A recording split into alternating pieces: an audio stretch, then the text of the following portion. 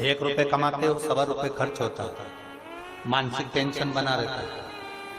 घर में एक व्यक्ति बीमार है, ठीक हुआ, दूसरा बीमार पड़ गया, दूसरा ठीक हुआ, तीसरा बीमार पड़ गया, तीसरा ठीक हुआ, चौथा बीमार पड़ गया, मतलब कहीं ना कहीं पितृ का भाव, पितृदोष का वर्णन।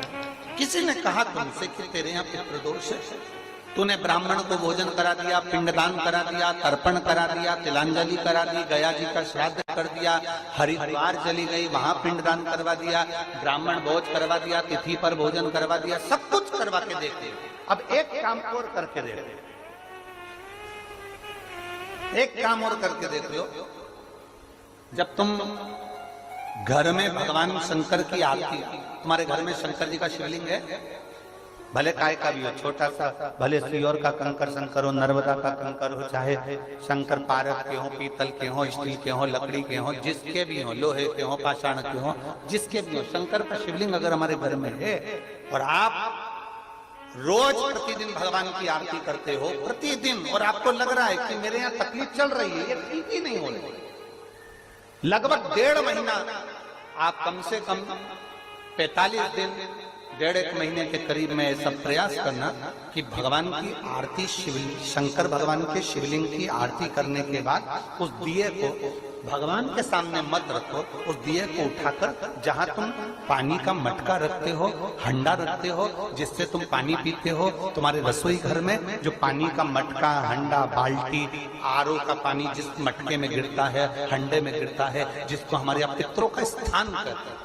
उस स्थान पर, उस मटके के पास में, हंडे के पास में, उस बाल्टी के पास में, जहां रसोई घर में पानी रखते हो, उस रसोई घर में पानी जहां रखते हो, उसके पास में उस दिए को भगवान के सामने नहीं रखना। आरती उतारने के बाद उस दिए को ले जाके सीधे परिंडे के पास में, उस हंडे के पास में, मटके के पास में उसको रखो।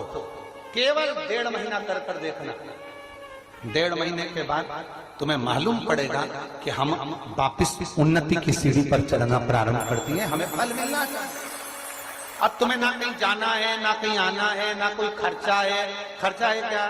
ईमानदारी से बोलो, कोई तुम्हारा लाखों का रुपया लग गया क्या? रोज आरती करते हो रोज आरती। बस आरती का नियम बना लो कि हमको पितृदोष किसी ने बोला है, हमारे घर में अशांति है, पितृदोष है, कोई कह रहा है कि तुम्हारे घर में पितृदोष है, हमने सब कुछ करके देख लिया। अब हमें ये करना है कि महादेव की आरती जब होती है तो उसकी ज्योत का दर्शन करने पर 1000 कपिला गाय के दान का पुण्य मिलता है। तो ये पुण्य हम हमारे पितरों को देते हैं, जिससे उनकी मुक्ति हो जाए और हमें आशीर्वाद प्राप्त। उस दिए को नीचे नहीं रखना, आरती उतारने के बाद आरती पूरी हो जाए तब उस दिए को ले जाकर, जब आप ले जाकर उसको रखें तब उस स्थान पर रखें जहां पितरों का स्थान, जहां पितरों का स्थान।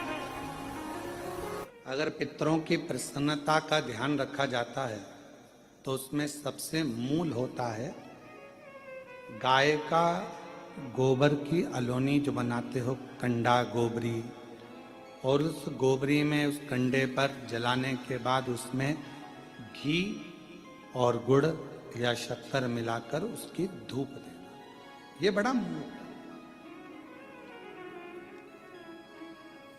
क्यों महाराज? शिव महापुराण की कथा कहती है अन्न 5 रात्रि तक हमारे शरीर के अंदर रहता है। कितने रात्रि? 5 रात्रि। दूध 7 रात्रि तक हमारे शरीर में रहता है, और दही 20 रात्रि तक हमारे शरीर में रहता है। केवल एक घी गौ माता का ऐसा होता है जो 1 महीने तक हमारे शरीर में रहता है। इसलिए सनातन हिंदू धर्म में, हमारे सनातन धर्म के अंतर्गत श्राद्ध पक्ष में 16 दिन गाय का गोबर का जो कंडा होता है, गोबरी, उस कंडे को जलाकर उसके अंदर घी और गुड़ का धूप दिया जाता है, और वो धूप हमारे पितरों की तृप्ति का केंद्र बनता है। तृप्ति का। कई लोग कहते हैं गुरुजी ये धूप देना जरूरी होता है क्या? पितरों के लिए क्या कंडा जलाकर, गोबरी जलाकर उसमें घी शक्कर या घी गुड़ छोड़ना जरूरी होता? जरूरी है। हम तो हमेशा कहेंगे, चाहे तुम बड़े मल्टी में रह रहे हो, मॉल में रह रहे हो, तुम्हारा मन जहां तुम वीआईपी में रह रहे हो, तो भी प्रयास करा करो कि 16 दिन में एक दिन आप धूप जरूर दो, बहुत जरूरी। जैसे आप लोगों के स्मरण में होगा कि श्राद्ध पक्ष के अंदर चुटकी भर आटा दरवाजे की दोनों चौखट पर डाला जाता है। किसी किसी के यहाँ दरवाजे पर आटे से रंगोली बनाई जाती है, कहीं देखिए आप लोगों ने कि नहीं देखी, स्मरण में होगा किसी के, दरवाजे पर आटा डाला जाता है, वो देव पितर के भाव से डाला जाता है। जिस बेटे बेटी का मंगल विवाह नहीं हो रहा हो, शुभ कार्य की सूचना नहीं आ रही हो, बहुत दिनों से एक फाइल कहीं लगी हुई है, अटकी हुई है, नहीं काम हो रहा, हम उनसे कहेंगे ये जो 16 दिन श्राद्ध के हैं, जितने दिन निकल गए, जितने दिन बचे हैं उन दिन में आपके दरवाजे के बाहर एक चुटकी घर से आटा लाकर चौखट के इस ओर चौखट के उस ओर दोनों जगह चुटकी भर आटे को डालना प्रारंभ करो। 16 दिन श्राद्ध के पूर्ण हो। जब अमावस्या आए, किसी जलाशय, सरोवर, तालाब, बावड़ी, कुआं, उसके पास में घी का दिया लगाकर आना, बाबा से प्रार्थना कर कर आना। केवल 22 से 24 दिन निकलते हैं और घर में कोई शुभ कार्य की सूचना आना प्रारंभ हो जाती है। वो देव पितर का,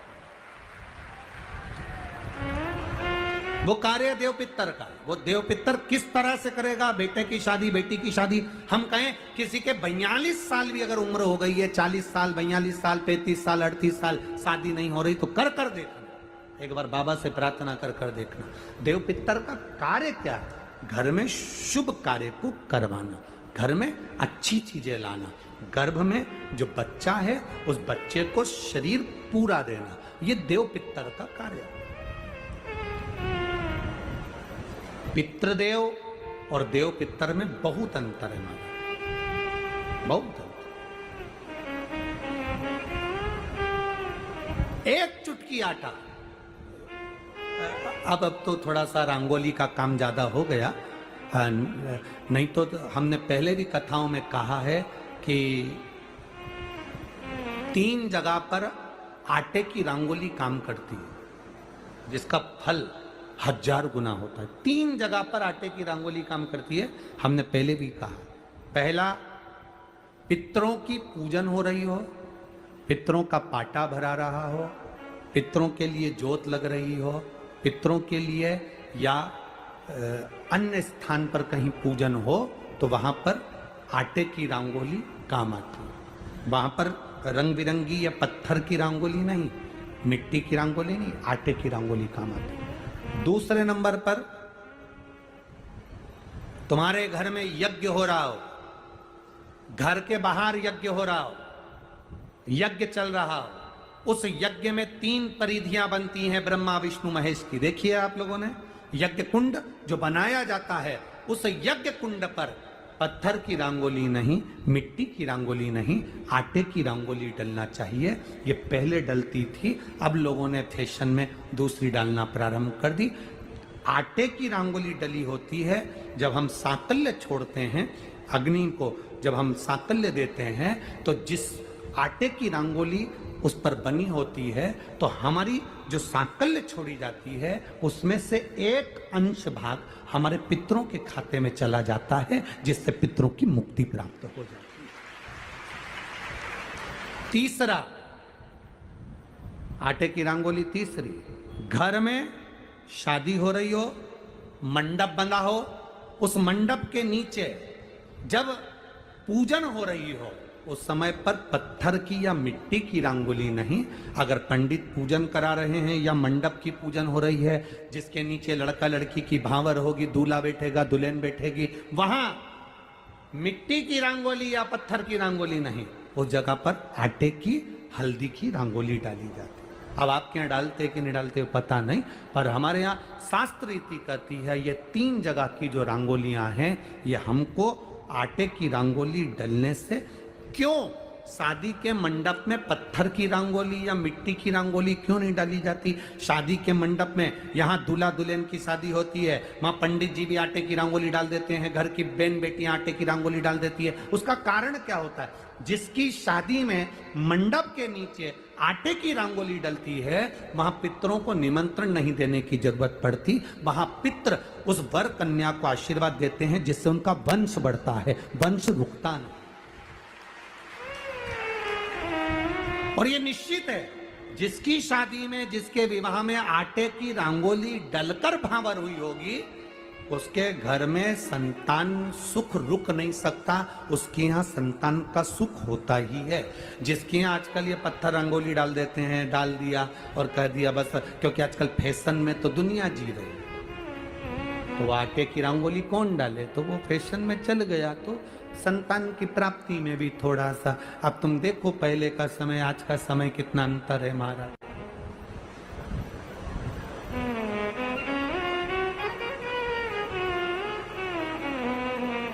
पहले के समय में संतान का सुख शादी के 1-2 साल में प्राप्त हो जाता था। आज के समय में संतान का सुख जब तक डॉक्टर के यहाँ दोनों जांच नहीं करा कर आ जाए, दिखा कर नहीं आ जाए। सब लोग कह रहे हैं डॉक्टर साहब जरा देखो संतान, डॉक्टर साहब बोले जांच करना पड़ेगी, बहू की भी जांच हुई, बेटे की भी जांच हुई, सब अच्छा है, उसके बाद भी संतान का सुख नहीं, उसके बाद भी संतान की प्राप्ति नहीं। शिव तत्व को जानिए। शिव महापुराण की कथा कहती है 3 जगह आटे की रंगोली की मूलता है। बोलेंगे आप लोग, पहला स्थान दरवाजे की चौखट, दूसरा स्थान बोलते जाओ जल्दी यज्ञ कुंड, तीसरा स्थान शादी का मंडप, जहां पर भले चुटकी भर आटे की रंगोली बने पर वो जरूरी है। 3 स्थान आटे की रंगोली के मिले। ये उसी तरह है जैसे तुम्हारे दरवाजे पर तुम मोती की बंदरवाल लगा लो, चमकदार बंदरवाल लगा लो, हाथ से बनी हुई बंदरवाल लगा लो, पर जब तक तुम आम के पत्ते की बंदरवाल नहीं लगाते तब तक घर में लक्ष्मी का प्रवेश नहीं होता है।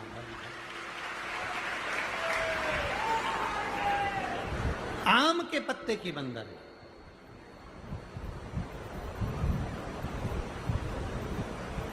कहा गुरुजी आम के पत्ते की क्यों? तो शास्त्र कहता है, शिव महापुराण में उमाखंड कह रहा है, कामदेव आम के पल्लव में छुपकर बाण मार रहे थे। कहां छुपे थे? आम के पल्लव में, आम के पत्तों में छुपकर कामदेव बाण चला रहे। भगवान शंकर का जब तीसरा नेत्र खुला